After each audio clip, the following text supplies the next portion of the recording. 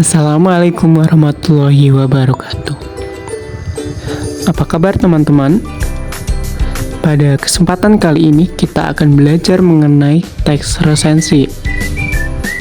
Namun sebelum itu, setiap siswa harus menempuh kompetensi dasar meliputi membandingkan isi, menganalisis kebahasaan resensi, menyusun resensi, dan mengkonstruksikan sebuah resensi dari kumpulan buku.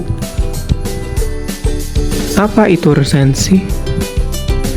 Kegiatan meresensi buku menurut Setepu adalah kegiatan membaca, memahami, menganalisis, mengevaluasi, dan mengungkapkan keunggulan serta kelemahan sebuah buku sebagai informasi untuk orang lain. Hasil proses meresensi buku disebut dengan resensi buku. Orang yang meresensi buku disebut dengan peresensi. Tugas dari peresensi adalah memberikan gambaran kepada pembaca mengenai suatu karya apakah layak dibaca atau tidak. Adapun tujuan menulis resensi diantaranya, yang pertama memberikan pemahaman dan informasi secara komprehensif. Yang kedua, mengajak pembaca untuk berdiskusi melalui resensi buku yang ada. Kemudian, memberikan pertimbangan mengenai buku terkait dengan kelebihan dan kelemahan buku. Yang keempat, memberikan jawaban dari pertanyaan pembaca terkait isi dari sebuah buku sebelum pembaca memulai untuk membaca keseluruhan buku. Selanjutnya, memberikan sugesti kepada pembaca, maksudnya mengajak pembaca atau mempengaruhi pembaca untuk membaca buku tersebut. Kemudian, ada memaparkan pendapat melalui pertimbangan-pertimbangan, serta yang terakhir memberikan kriteria yang jelas. Syarat penyusunan resensi. Ada 4 syarat dalam penyusunan resensi. 1. Data buku, meliputi nama pengarang, penerbit, tahun terbit, dan tebal buku. Kedua, pendahuluannya berisi perbandingan dengan karya sebelumnya, biografi pengarang, atau hal yang berhubungan dengan tema atau isi. 3. Ada ulasan singkat terhadap buku tersebut. Keempat, harus bermanfaat dan kepada siapa manfaat itu ditujukan. Fungsi resensi. Ada 3 fungsi teks resensi. Fungsi pertama, fungsi informatif. Kedua, fungsi komersial. Ketiga, fungsi akademik. Manfaat resensi. Yang pertama, gambaran awal bagi pembaca tentang sebuah karya prosa. Yang kedua, menambah penghasilan apabila sebuah resensi dimuat di surat kabar. Yang ketiga, sarana promosi buku terbitan baru. Yang keempat, mengembangkan kreativitas dalam menulis, terutama menulis resensi buku.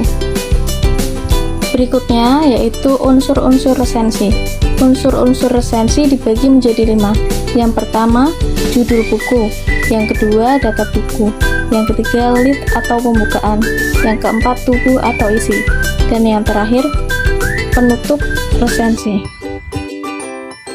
Hal-hal yang dapat ditanggapi dari buku yang telah dibaca yaitu: yang pertama yaitu kualitas isi, yang kedua penampilan, yang ketiga unsur.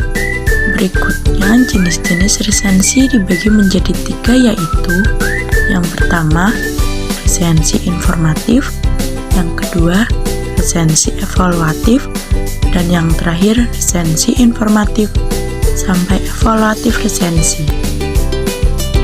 Memilih buku.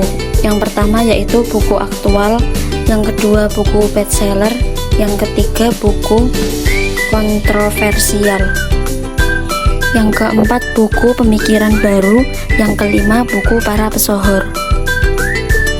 Objek resensi buku terbagi menjadi 2 yaitu fiksi dan non-fiksi. Buku fiksi meliputi unsur intrinsik dan unsur ekstrinsik. Yang kedua, buku non-fiksi meliputi unsur intrinsik dan unsur ekstrinsik. Tahap penyusunan resensi terbagi menjadi 3 yaitu persiapan, penulisan, dan penyelesaian. Yang pertama, persiapan, yaitu pertama memilih buku yang tepat, yang kedua membaca dan memahami isi buku, yang ketiga riset. Yang kedua yaitu penulisan, membuat konsep, yang kedua membuat judul, yang ketiga mencantumkan data buku, yang keempat membuat kalimat pembuka, yang kelima mengulas isi, yang keenam penilaian, yang ketujuh membuat penutup, yang ketiga yaitu penyelesaian. Yang pertama ada parafrasa, yang kedua ada penyuntingan. Untuk evaluasinya yaitu carilah buku baik fiksi maupun non-fiksi yang Anda sukai. Kemudian, buatlah teks resensi dari buku tersebut berdasarkan apa yang sudah Anda pelajari hari ini dan presentasikanlah hasil di depan kelas. Apabila telah menyelesaikan tugas dengan baik tetapi masih ditemukan kebingungan, teman-teman dapat bertanya di kolom komentar. Demikianlah pembelajaran kita pada hari ini. Terima kasih kepada teman-teman yang sudah menyimak materi hingga tuntas. Akhir kata, tetap semangat dan terima kasih.